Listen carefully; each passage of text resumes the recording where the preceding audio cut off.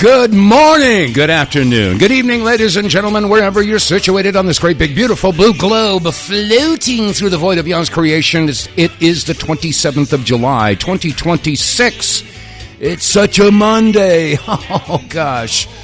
Oh, there's so much propaganda, gaslighting, subterfuge, and lies being thrown at us. I don't know what to believe anymore.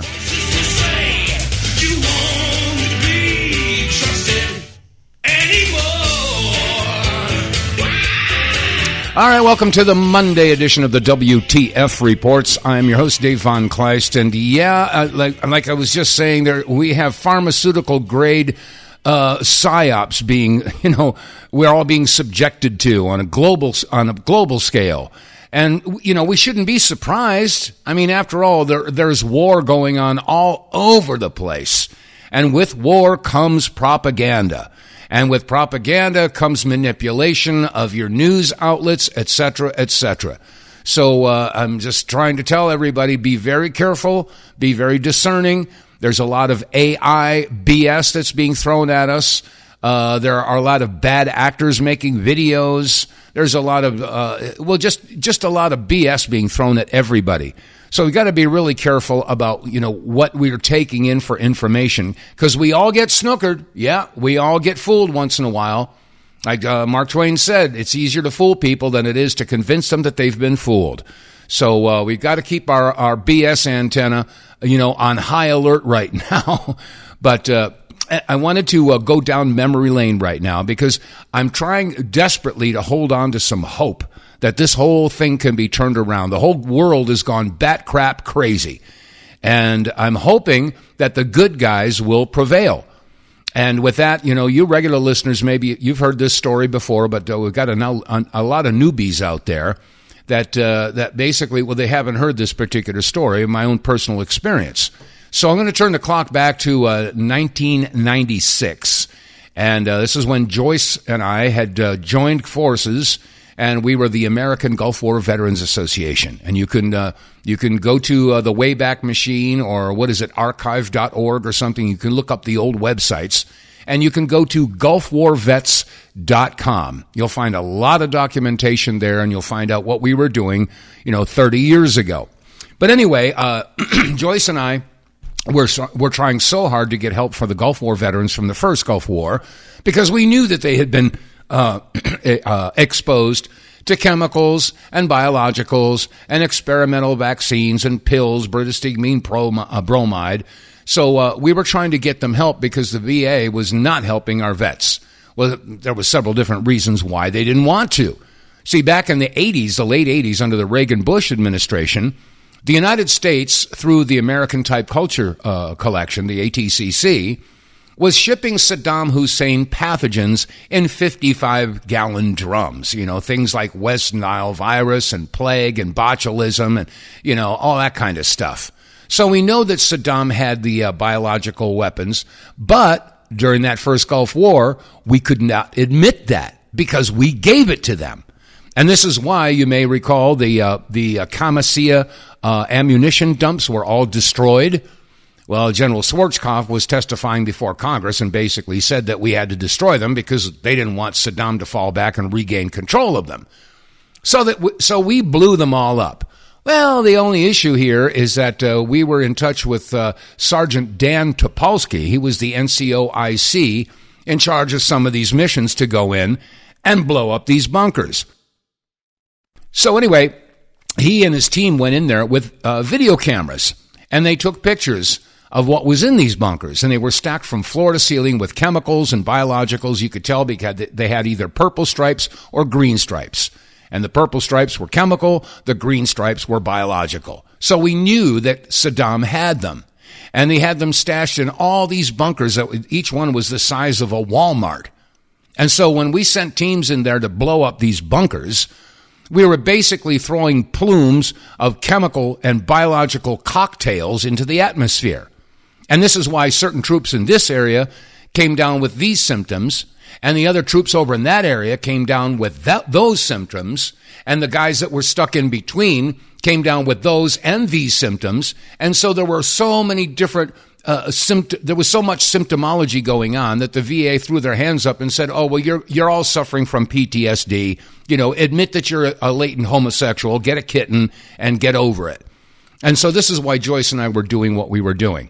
So anyway, at one point,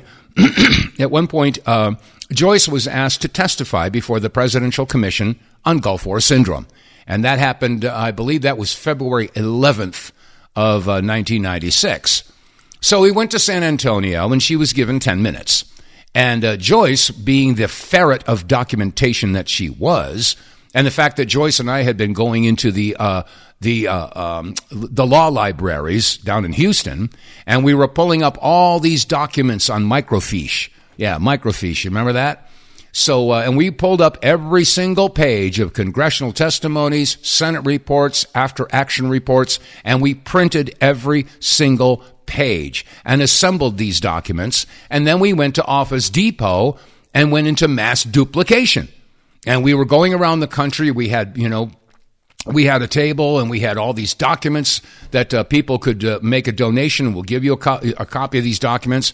And as far as the Gulf War vets are concerned, we were just giving them the documents. We had information packages that we were sending out to any veteran who would contact us and send them the information absolutely free. We would send them cassettes and videos and documents, et cetera, et cetera.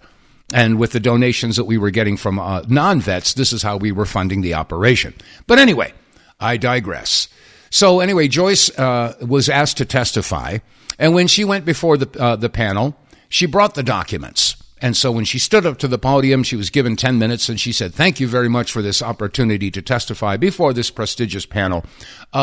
Senator so-and-so, I hold in my hand Senate report, whatever, 10397, the Regal report, or what, we had so many documents. But anyway, she says, you sat on this panel, so you know what's in this document. You know about the chemicals and the biologicals that were being transferred to Saddam Hussein during, the late 80s. And so I'm sure you shared this information with the rest of this prestigious panel. And I don't want to waste your time or mine going over information that you obviously already have." And she put that document down. Congressman so-and-so, here's congressional record, yada, yada, yada, and you sat on this panel, and you know about the exposure of our troops to chemicals and mustard gas, et cetera, and I'm sure that you shared this information with the rest of this prestigious panel. And so I don't want to waste your time or mine going over information that I'm sure you already have. And she took that document, put that one down. Then she picked up this document. Colonel so-and-so, yes, I'm sure you're aware of CENTCOM and the after-action reports that were being sent to Norman Schwarzkopf and Colin Powell. And so I have here the after-action reports from the Gulf War, and I'm sure that you've shared all this information with this prestigious panel, and I don't want to waste your time or mine, going over information that I'm sure you already have. And she put that document down. And she looked at her watch and she says, "Oh my gosh, I still have 7 minutes left.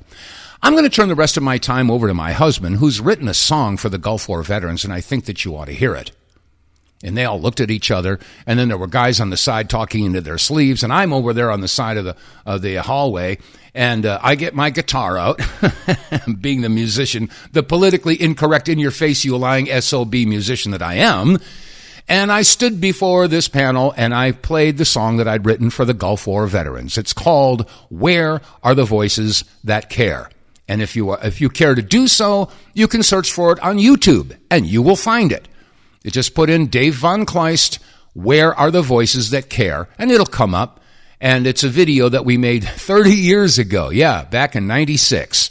But you'll get to hear the lyric of the song, and that was the whole point. I wanted the lyric to be read into the record because I named names. I told it like it is in the song, and I wanted that lyric into the record. So anyway, I played the song, and they all were just, somewhat looking aghast. And then I finished up, and that was that. So anyway, Joyce and I went back to Houston, and about 2 weeks later, Joyce got a phone call from some captain. I don't even remember what his name was. But she and I were, quote, strongly invited to attend a meeting in San Antonio. And I said, that was kind of strange. I've never heard anybody being strongly invited. That's interesting. So anyway, we went to this meeting. And we got to whatever it was, the Hilton or the Sheraton or something like that. And we went into this big ballroom. And there were probably, 60, 70 people in there. Some people were in uniform, military. And the doors closed, and then there were people standing at the doors. And anyway, the presenter came up to the podium.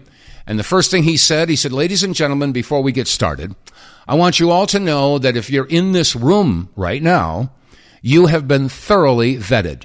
We know who you are. We know what you're doing, and we're honored to have you all here today. And I looked at Joyce, and she looked at me like, Well, that's interesting.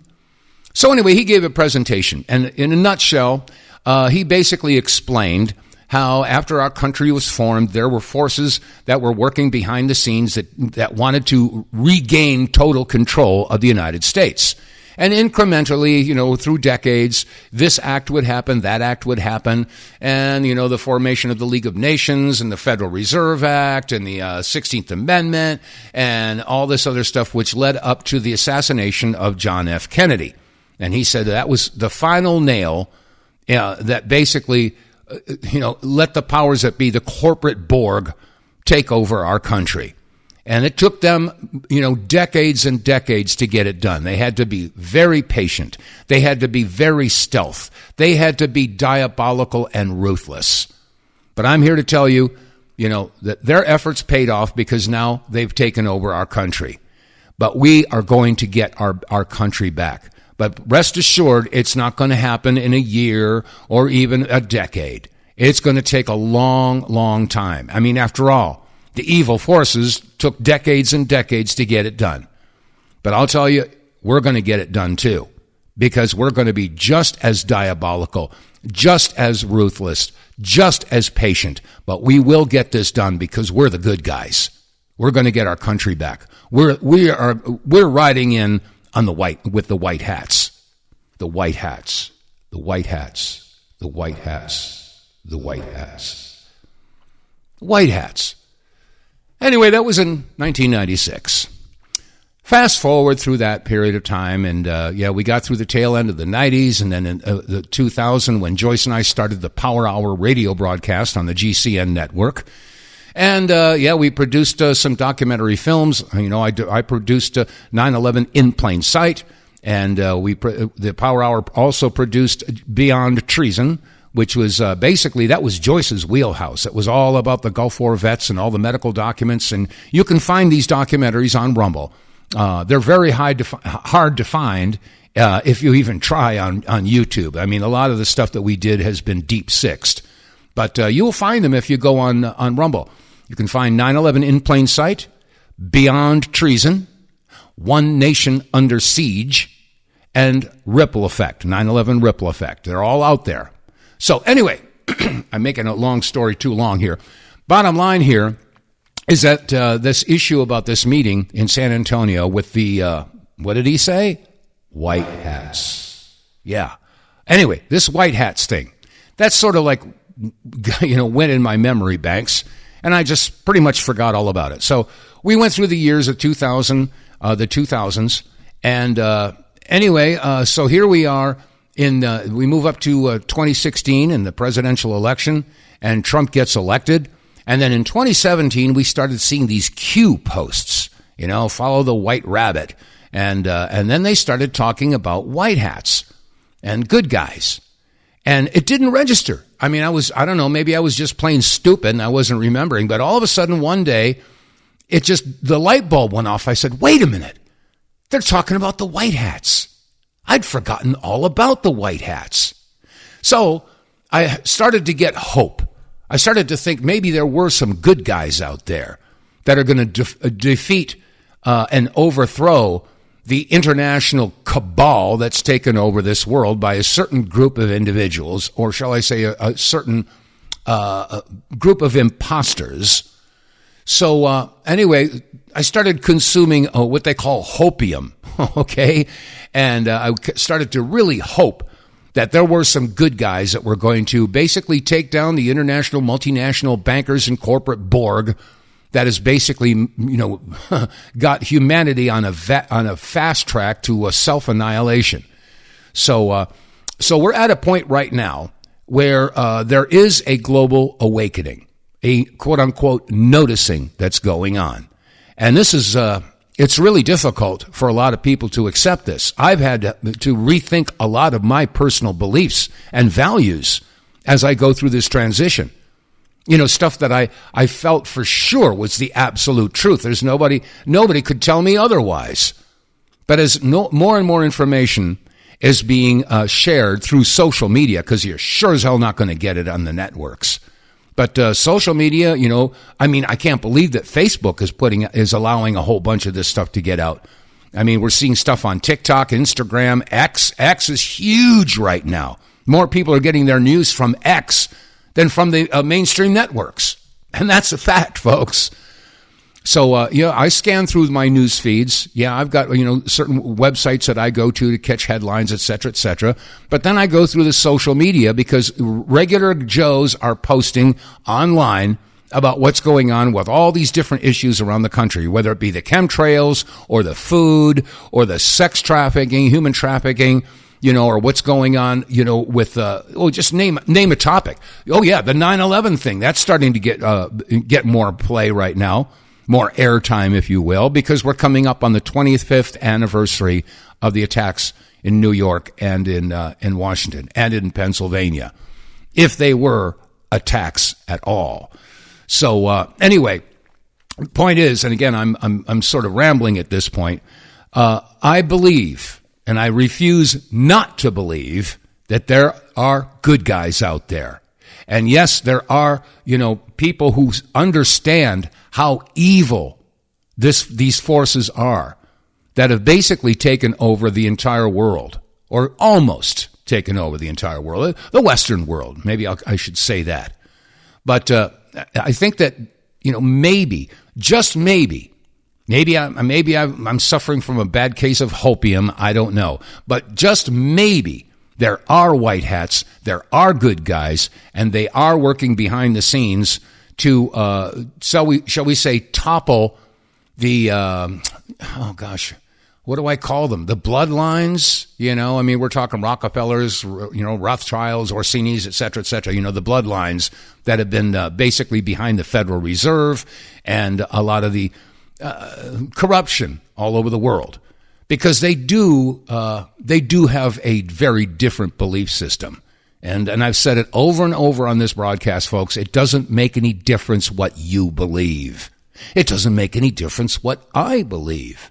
What makes a difference is what they believe. Who are they, Dave?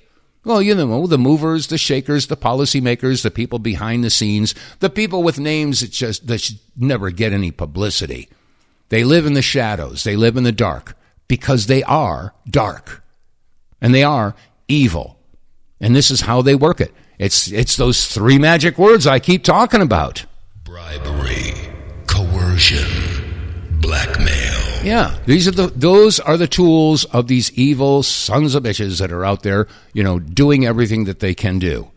And I'm watching our country basically, when you flush the toilet and everything starts going into a whirlpool, I'm watching and say, is there any way that we can stop this? Because so many Americans, they just don't want to know. They have their bubble. And I get it. I totally get it. Ignorance is bliss. I don't want to know. I don't want to upset my joy. I want to have my baseball game. I want to go to the movies. I want to do all the fun stuff. And I just don't want to pay attention to that. I get it. But I mean, where would our country be? Where would we be today if the majority of the people weren't paying attention to Paul Revere when he took his midnight ride? I mean, I asked somebody this past weekend, I said, if Paul Revere was having his midnight ride today, how many people would actually listen to him?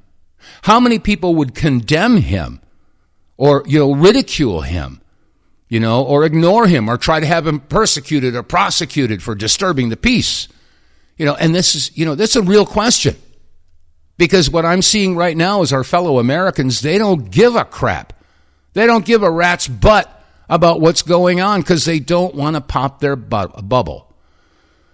Well, as they say, when you have your head stuck in the sand, your ass is exposed. And that's where we're at right now. But anyway, I wanted to go off on that little rant right there because I do have hope. I will not allow myself to believe that there are no good guys. There are no white hats. There are no people out there that want to stand up against human trafficking and the torture and the cannibalism that's going on. And yes, it is. If you don't believe that, if you think that's all conspiracy theory, raise your hand and then slap yourself as hard as you can to wake yourself up. This stuff is real, and as long as we ignore it, as long as we turn away, not pay attention, that is what allows it to proliferate and to continue. So we have to have the guts to stare that beast in the eyes and confront it. So I don't know. I'm trying to inspire some folks out there because we have to get off of our butts. We have to roll up our sleeves. We have to get involved. As they say, think globally, act locally. Take an interest in what's going on in your town, with your city council, with your, education board. Because, like Hillary Clinton said, children, are our most precious resource. Well, that could be taken several different ways when you stop and think about what she and Uma Abedin did in the Pizzagate, in the Frazzle Drip video. And if you don't know what the Frazzle Drip is all about, you might want to do a little bit of an investigation or research. Sidney Powell had a speech. As a matter of fact, if I can find that, I'll play it. But anyway, we have to somehow muster the courage to pull our heads out of the sand and to face this beast. We all need each other at this particular time. And the powers that be realize that if we were all to figure this out and all were to stand up, they'd be screwed. I mean, for every one of them, there's 1,000 of us. It's like that old story, the grasshoppers and the ants. If the ants ever figured out that the grasshoppers were screwing them and the ants were to rise up, the grasshoppers would be done.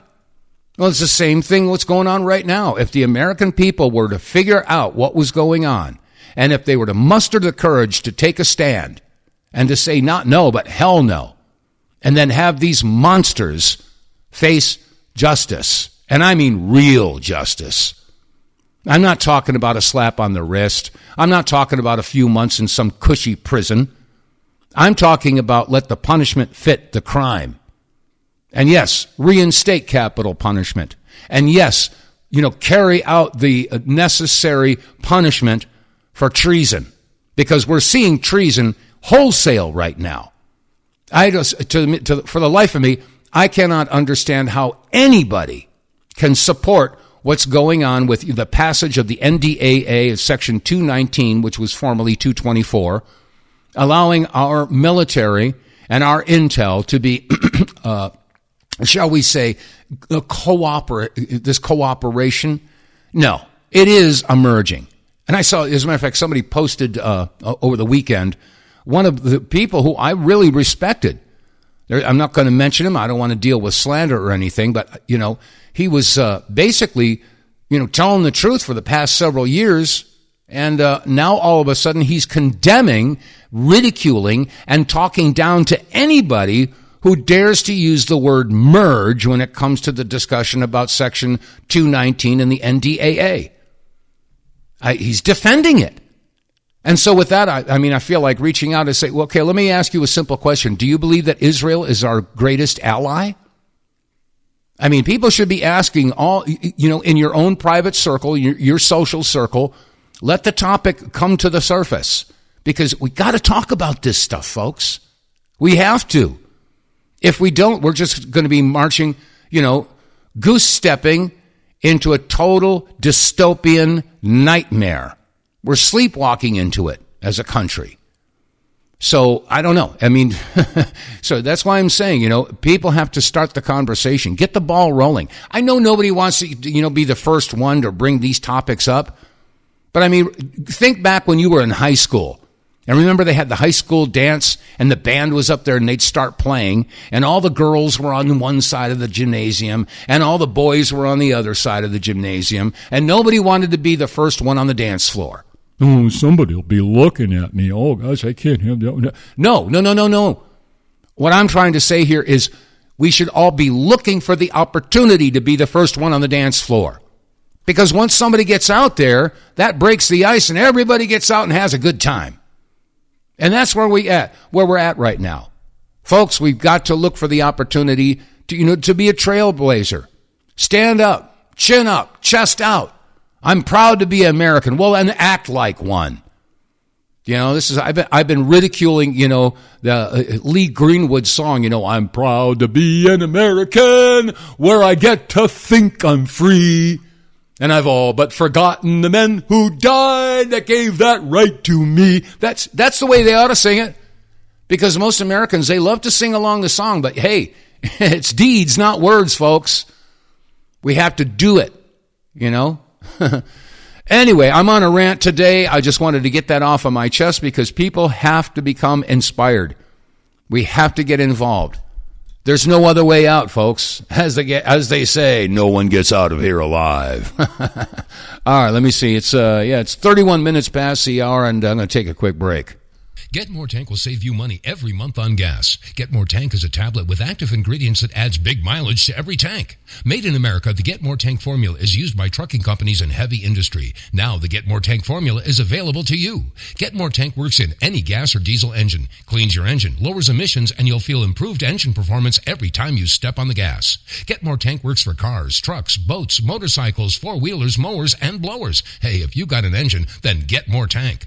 Contractors, electricians, plumbers, painters, and lawn service companies, Get More Tank will save you money and extend the life of your engines. If you're an owner-operator running your big rig around the town or across the country, Get More Tank will save you money too. If you're a farmer, all of your equipment can use Get More Tank. A 5-pack on sale at GetMoreTank.com for just $22.22 plus shipping. Use the promo code REDPILL101 and get 10% off. Save your money, save your engine, save the earth at GetMoreTank.com. Get More Tank is EPA registered, doesn't void warranties, results vary. And you can get More Tank by running to your computer. Go to our website, TheWTFReports.com. Click on the sponsors page, and then you can click on Get More Tank. Read all about the data, the specifications, the details on how and why this fuel catalyst works. Not an additive. It's a catalyst. It makes your fuel burn at a slightly lower temperature, which helps to clean the engine, gives you more power, and increases your mileage. No brainer. Cleans the engine. That's good for the environment and your car. More power. The light turns green, hit the gas, whoosh, off you go. That's a good thing too. But the biggie is the increase in your mileage. You'll see anywhere between 15 and 20% improvement in your mileage, depending, of course, on your make, model, year of vehicle and your driving habits. But the bottom line here, folks, is that means money in your pocket. Because with the promo code, $20 gets you 5 tablets. Once your engine is conditioned to this, 1 tablet per tank, 5 tablets in a package. And if you get 20% better mileage, do the math. That means the 5th tank is free. It's a no-brainer, folks. I don't know why you haven't tried it yet, but you really should. I promise you, you won't be sorry, and you'll be a regular user of Get More Tank. And you may even want to spread the word about it. So go to our website, TheWTFReports.com. Click on the sponsors page and Get More Tank.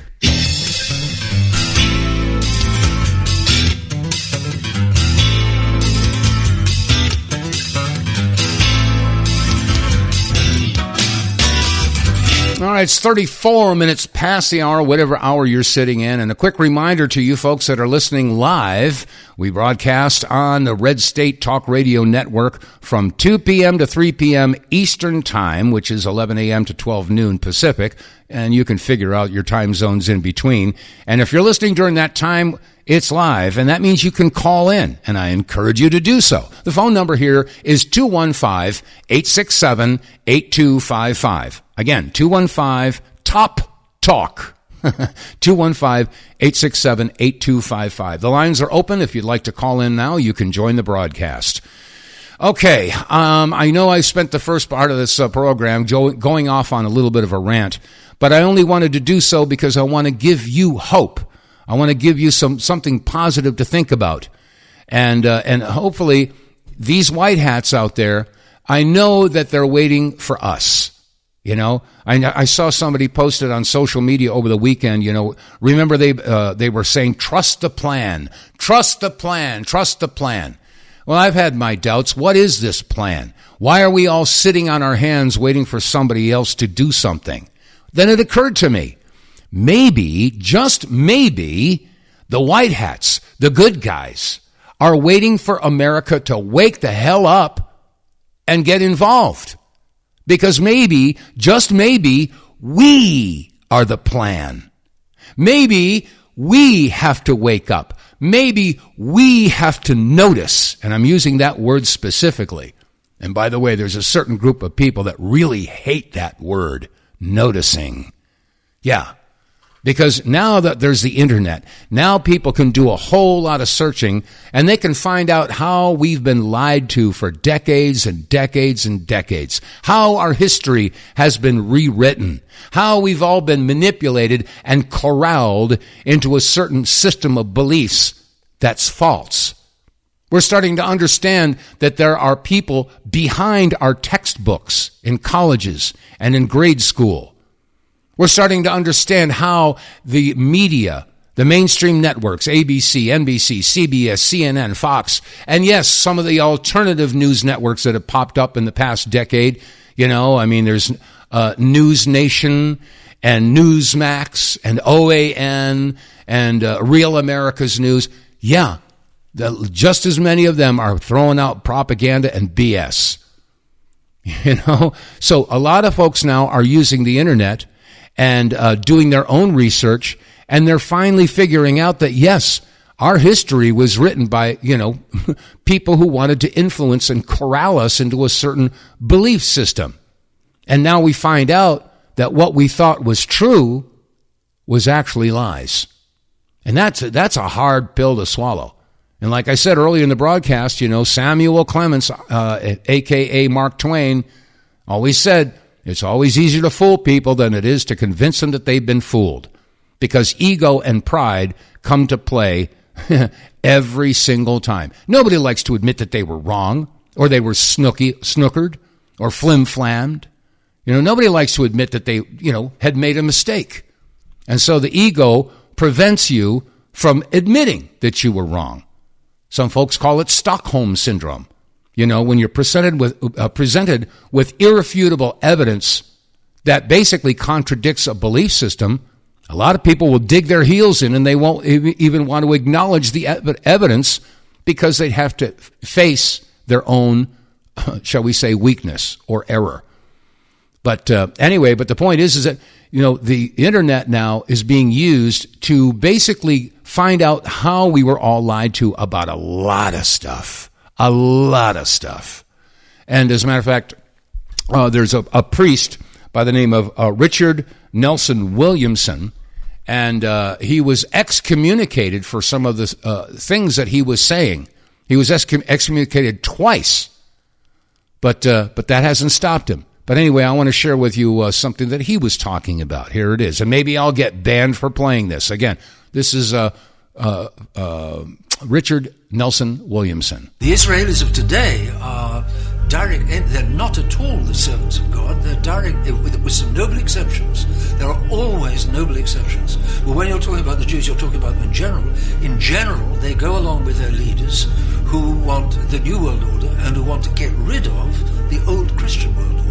Islam has also been, it came into existence in the 600s and the 7th century. It was very possibly, or probably, created by Jews as an instrument against Christendom. And then, sure enough, the Arabs swept through North Africa and destroyed a whole part of Christianity in North Africa. They swept into Spain, thanks to the help of the Jews. It's well known that the Jews opened the cities to the Mohammedans. They took over Spain, and it took hundreds of years to get rid of them again, to get them back out. They went up into France until they got beaten at the Battle of Poitiers in 732.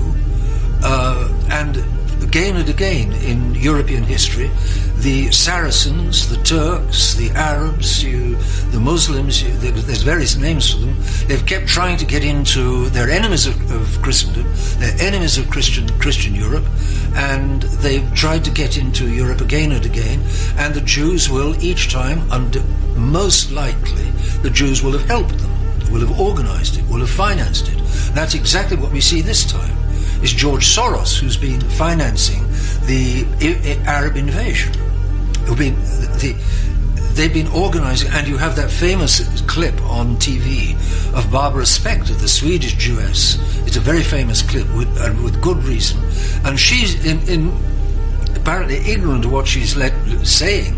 She says, we Jews need to organize the invasion of Europe by non-Christians so that Europe will become multicultural.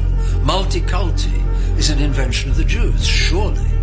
And therefore, and that will act to dissolve the identity and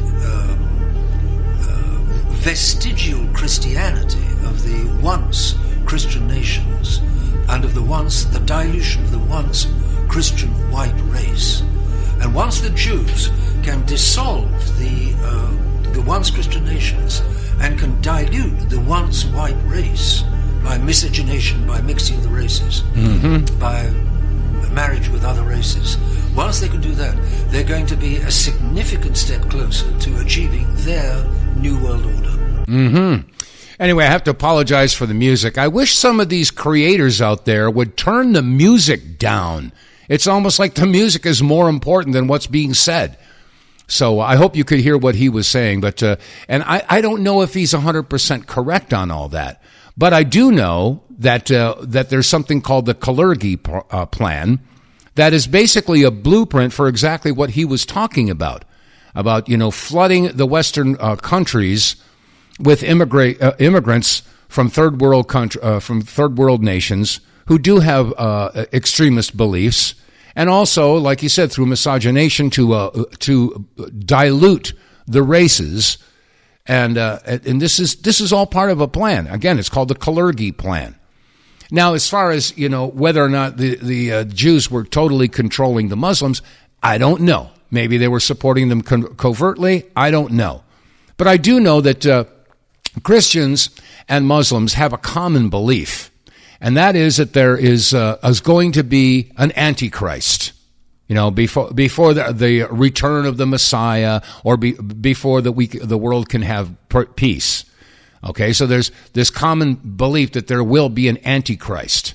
Well, it's interesting because according to Netanyahu and his ilk and their brand of Judaism, which isn't really Judaism, but that's another issue altogether, they believe that in order for their Messiah to come, they have to destroy the West. And that means Europe and North America. They call this, the new Rome. And that's right out of Bibi Netanyahu's own mouth. Okay, they have to destroy the new Rome, which is also known as Edom. So they have to destroy Edom before their Mashiach can come, their Messiah. So, if the Christians and Muslims think that there's going to be an Antichrist, but the Jews think it's going to be a Messiah, maybe the Jews' Messiah is the Christians' Antichrist and the Muslims' Antichrist. I don't know. I'm just thinking outside of the cage, and you can condemn me for even having that thought. But I thought that was rather an interesting take on this. So anyway, the phone line is open. You can call in. If you think I'm nuts, fine. Belly up to the telephone bar and tell me so. If you're in agreement, fine. Call me up. 215-867-8255. All right, let's see. There is a rumor going around that Thomas Massey is seriously considering a presidential run in 2028. Wow, that would be interesting. What do you think? And Marjorie Taylor Greene has gone on the record saying that we need to have a political revolution in this country, and maybe we need to consider a third party, an independent party. And with that, I would say, hey, look, we've already got a third party in existence. It's the Libertarian Party. So what would happen if Marjorie Taylor Greene and Tucker Carlson and all the other people, including some Democrats that have had it with this two-party system, the two wings of the same corporate bird, what would happen if all of a sudden a lot of people would break ranks and say, look, we're going to go libertarian? All hell could break loose. Okay, and maybe they will go ahead and try to form a third party like Ross Perot did back in the 90s. And, he came pretty doggone close. I think he got 19% of the popular vote. That was just 1% shy of establishing a permanent third party. That's how close he came.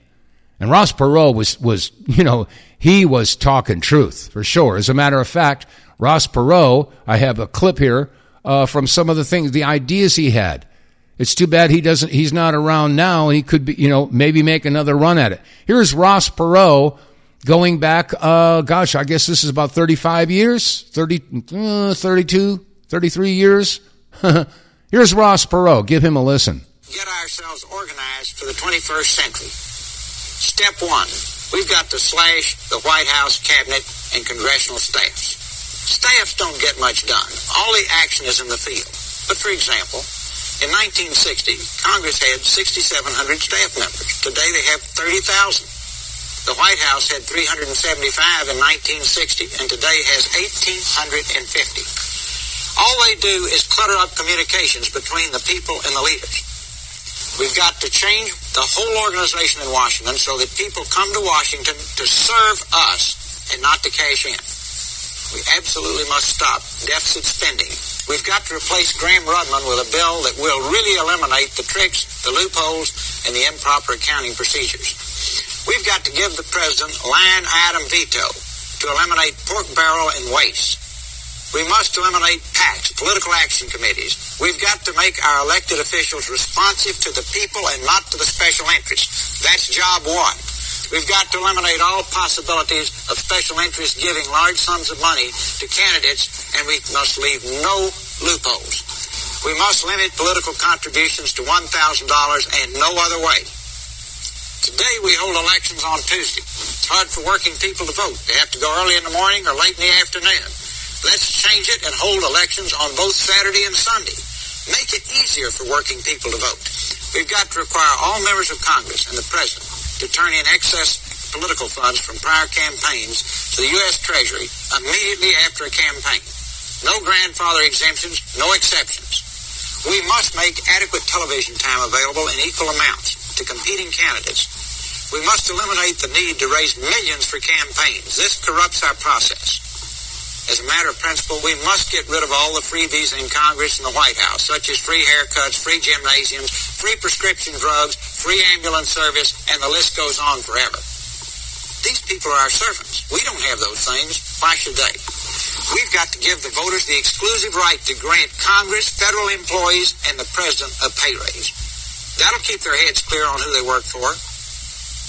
Congress has given itself a retirement plan that's worth 2 to 3 times what you and I get. We need to bring it back in line with ours. Makes no sense for the people who work for you to have a better retirement plan than you have. You wouldn't let that happen in your business. 93 members of Congress under the existing pension plan have retirements greater than $2 million. Let's just make it competitive with our pension plans. Congress absolutely must stop exempting itself from laws it imposes on us, such as the Disability Act, the Equal Opportunity Act, the Occupational Safety Act, Fair Labor Standards Act, and believe it or not, sexual harassment. Only in America would they pass laws impacting us and exclude themselves. It's hard to believe that we've got 1,200 federal airplanes worth $2 billion that are used to fly our servants around like royalty. Get rid of them. Let them get on a commercial airline. Have the same experience we have. They work for us. We must restructure our system so that the citizens who come to Washington to serve us cannot cash in as foreign lobbyists. They must stop cashing in on public service. Former federal officials, elected, appointed, or career civil service, should never be able to serve for lobbyists for domestic interests for 5 years after they leave office. Wow, what a Never concept, huh? should they be allowed to lobby for foreign countries, companies, or individuals. Bingo. We should impose criminal penalties for violators. We must pass a law stating that former presidents, vice presidents, cabinet officers, CIA directors, the Federal Reserve chairman, Senate majority leaders, and speakers of the House can never lobby for foreign countries, domestic interests, accept gratuities or fees of any kind, or cash in on their service. Okay, I'm going to pause it right there. That is so important. And again, that's Ross Perot back in 1992. Man, he was spitting some truth, don't you think?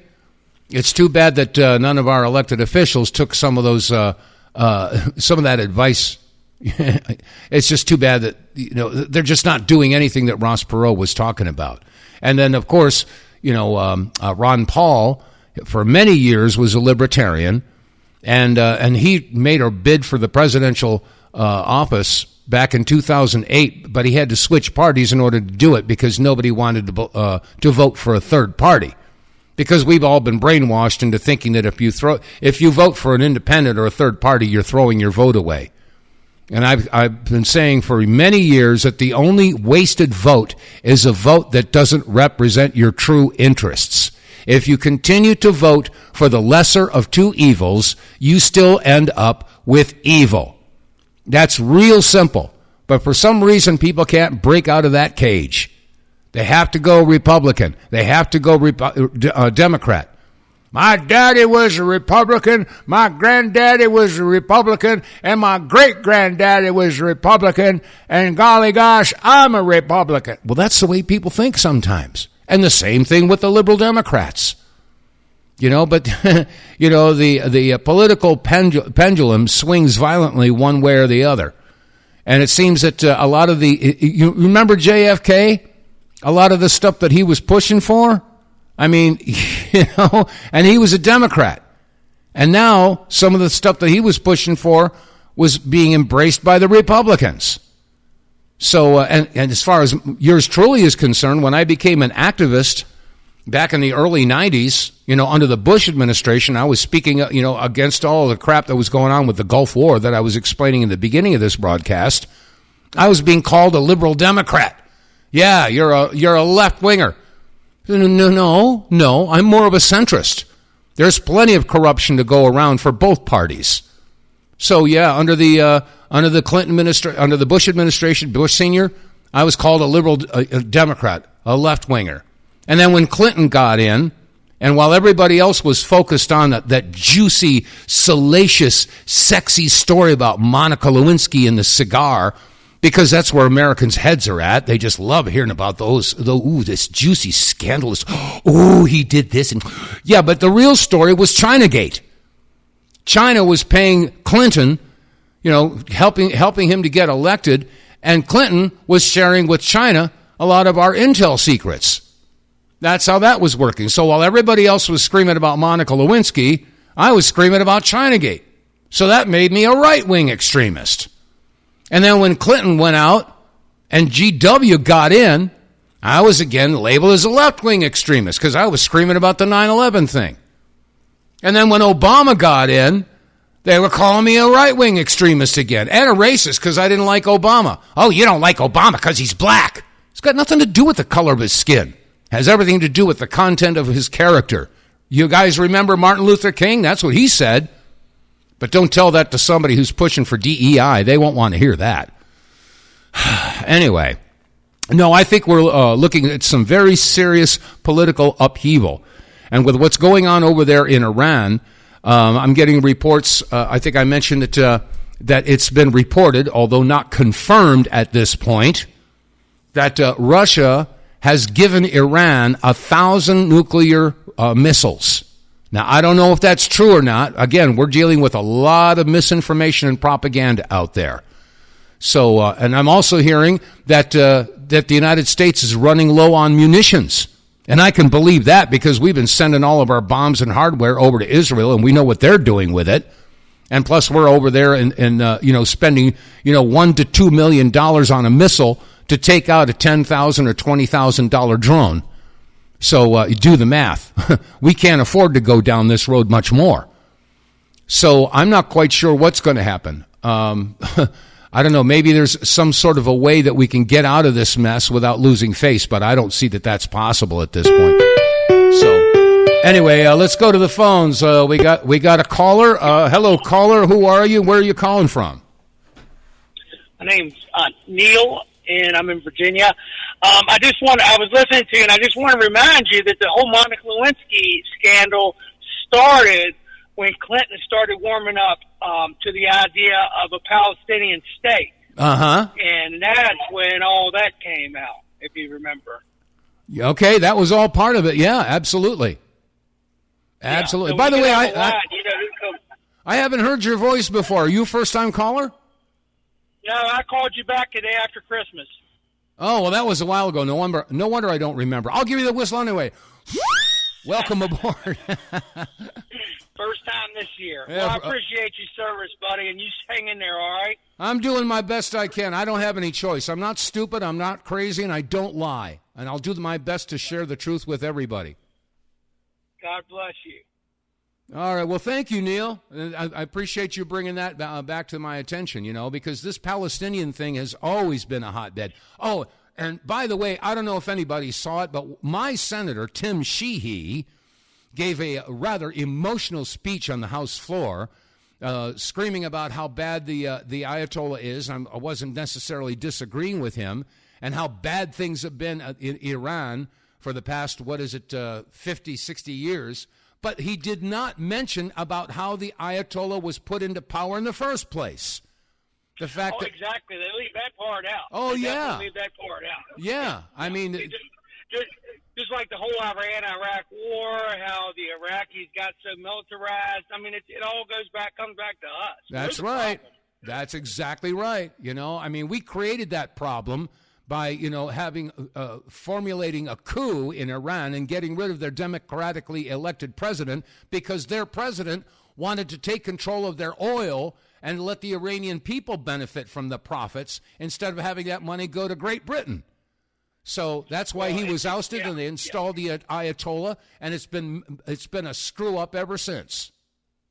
Oh, yeah. And it always comes back to getting their buddies rich and making everybody a bunch of money. Same reason they want to go into Russia and break that up. It's just so they can get rich and fill it full of Africans and Muslims. That's all they want to do. Yep, absolutely. Steal the Russian people's money and property and fill their neighborhoods full of foreigners that don't belong there. Well, what it comes down to is, like I've said so many times, it doesn't make any difference what I believe. It doesn't make any difference what you believe. What makes a difference is what they believe. And if you were to put up a bumper sticker with a cross, a Star of David, an Egyptian Ankh, a crescent moon and a star, and a $sign, and then ask them which one do they worship, I think the answer would be obvious. They all worship the almighty dollar or whatever monetary system that they have in their country. You're exactly right. You're exactly right. That's why they're scared of gold. Yeah. Because they can't control the gold. Well, there's a song that I wrote many years ago, and there's a line in there that says, "We continue to trust such a small group of men who have robbed us before, and they'll do it again. Yes, they worship the dollar, the silver, the gold, and they haven't a soul. It's already been sold." So... Well, that's a perfect lyric. My brother, he's a guitar teacher. He's been playing guitar for 35 years, and he's very artistic, just like yourself, and well thought out. And I wish I would have stayed with music, but it never grew on me. But we do appreciate your songs and what you have to add to the conversation, sir. Well, thank you much. And, there's the music. Oh, my gosh, the time is gone. Hey, Neil, thank you for calling in. I appreciate it. You have yourself a lovely day. And I hope to hear from you again in the near future. God bless, my friend. Take care. All right, that's going to wrap it up for today's Monday edition of the WTF Reports. If you're listening on Rumble or BitChute or YouTube or Facebook, you know what to do. I really ask you to click like, share, subscribe, and by all means, word of mouth is the best advertising. Tell your friends, your family, your coworkers, the guy standing next to you in the supermarket checkout stand that there are words of reason out there. All right, that said, it's going to wrap it up. So until tomorrow, God bless you all. Stay safe, stay free, and God willing, I'll be back again tomorrow. See ya!